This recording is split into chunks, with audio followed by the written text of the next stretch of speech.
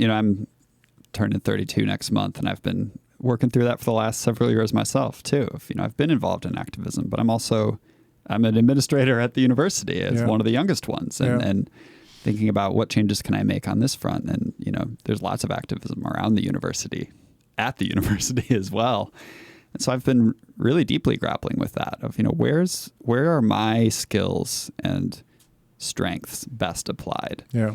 And I think I can do the criticism stuff, but I think what I've found is that my greatest strength that people seem to respond to is being able to inspire them that something better is possible. And I found after a while that it's a little bit hard to hold both of those things at once. And so I've pulled myself away a little bit from the very aggressive criticism of the status quo, not because I believe things should stay the way they are, but because I've just found personally that I'm more effective when I'm saying, well, hey, there's where we can go, right? Yeah. And by saying, hey, there's where we can go, it's sort of implicit that I don't think where we are is sufficient. And, but so I've sort of changed my approach. And I think, I've been grateful that the people around me have given me the grace to have those learning curves. I think that everyone needs that to be able to learn how. And I respect other people who, as you said, say, well, I'm going to go this way. And I think, sometimes activists think that people inside systems are just performative when they talk about what they want to do. And sometimes people in systems think activists are just performative when the truth is there's performativeness in both. Yep, both camps. And then there's core, genuine people in both camps. Exactly. And I think those are the people who respect each other and actually help each other be better. In my 20s, I had lots of beliefs. And boy, did I hold those beliefs. I was... strangely, I was essentially a pacifist. I was anti-consumerist and you might say anti-capitalist. Nuclear war was a threat then. I was anti-nuclear. Still is a threat in some ways. Yeah. Yes. It hasn't gone away, but back then it was just hung very over salient. Everybody. It was very salient. And I could argue these positions to the death, and I did. And I loved coming out feeling like, you see there, I have the right idea. They couldn't answer me, and I won, so to speak. And that was really important to me, to feel like I was right. And I remember a moment that changed my life. I had an uncle who was a priest. He was also one of the world's foremost bioethicists. He was He was a great fun man, but he was also very smart, intellectual.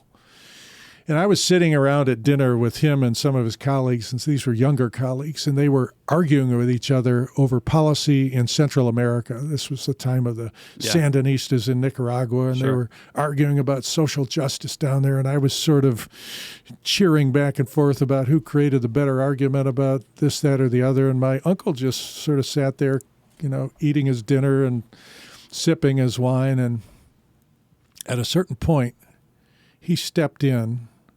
I can't even remember what he said, but he stepped in with this quiet but forceful, thoughtful input that made everybody in the room feel sort of ashamed. Like, here we have been arguing about who's right.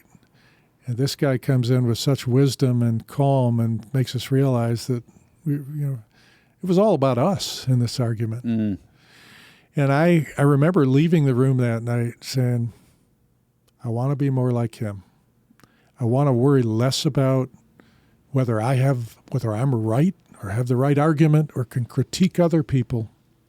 And I want to be thoughtful and objective and really dig in, because that's what he showed us. Do you remember what he said, or was it more about how he said it? It was how he said it. Yeah.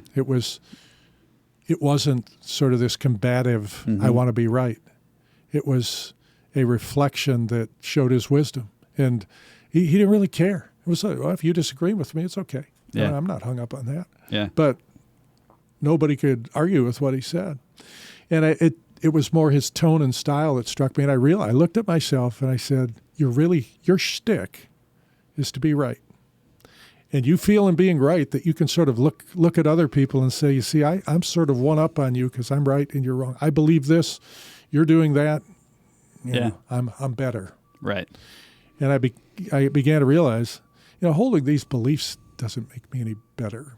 And that's sort of a cheap form of righteousness and judgment. And I began to develop an appetite to leave that behind and jump in and, as I said before, be part of the mess where, at times people might look at me and say, look at you, you're part of an institution that's a problem. Sure. Well, that's all right, I am. Yeah. And we've got to change it. And it's not perfect. But that's, So that was a moment. I had a lot of moments in my life that I can tangibly remember a switch getting flipped. And that's one that flipped. And I watched today some of the culture of judgment and call out and so forth. And I see in it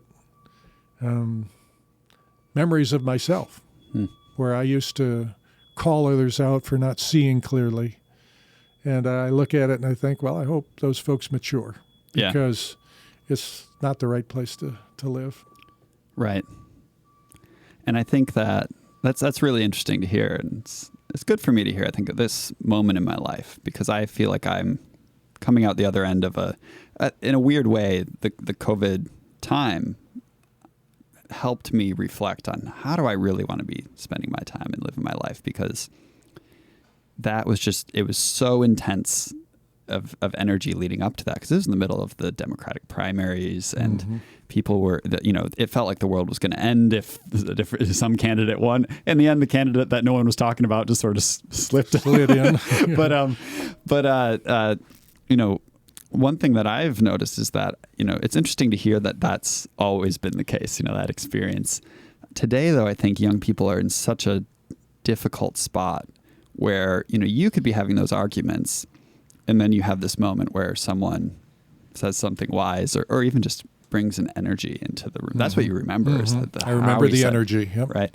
And you can say, okay, I'm going to change my course a little bit. But everything that you said during that time before that isn't documented online forever, And today, so many young people have so much that's online. And I've actually pulled myself completely off of social media for the last year and a half, and I'm not going back, because one thing that I noticed is that these platforms actually are invested financially in getting more of those arguments going and taking them further than they even would otherwise, and making it harder for someone to have a moment where they say, whoa, wait a minute, how do I want to be going? And so I worry a little bit about that. To tell you a story about this, the thing that finally got me off social media was I'd been on Facebook, and for a lot of the time, it was a good place to be. And I think building Optimize, it was really important to be there because that's where the community building was happening, and we hosted all of our events through that. And I don't think that we didn't have a platform. And at the start, I don't know if I would have been able to help build this without it. But over time, and especially in the Trump years, that just became a place where it was, Facebook's revenues were growing rapidly. And they were learning new ways of getting people to fight about things. And one thing I saw was there's a guy, I won't say who it was, but you might even know him. It's another guy who has a public following in the state of Michigan, and I also had a decent following on social media at that time. And the ironic thing is the following came from the good things that I was doing with Optimize and all these kinds of things. And I think the same for this other guy. He's doing a lot of good things. I agree with a lot of what he does. But we see things a little different politically, and especially at the time we did.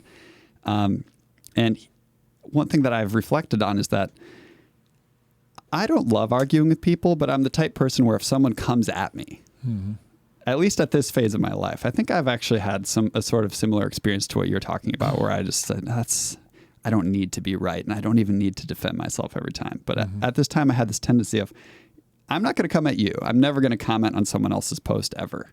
I'm never going to attack you. That's not what I want to be about. But if I say something and you attack me real hard, I'll fight back. I'm not going to just go down on.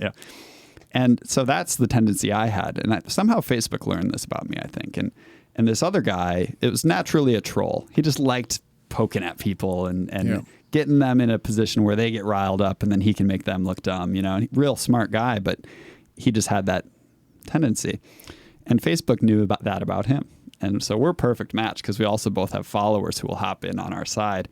And one time he was, sending me a message about something else, and we were cordial. We're still, I would say we're acquaintances, not necessarily friends, but we get along. And so we were talking about something privately where we were perfectly cordial. And he sent me a screenshot of his computer. He wanted to show me something. I saw his Facebook up in a different window. And his timeline, the first 4 things on it were all me. It was all things I'd written hours or even days apart from each other.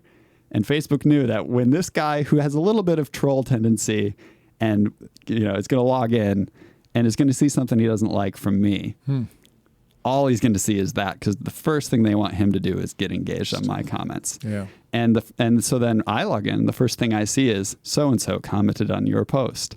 And I realized they're weaponizing these tendencies and creating a conflict where it wouldn't otherwise have. So I just pulled away. And for me, getting out of that space has allowed me the space to have a similar realization, I think, to what you had around the same time in your life. Yeah, that's fair.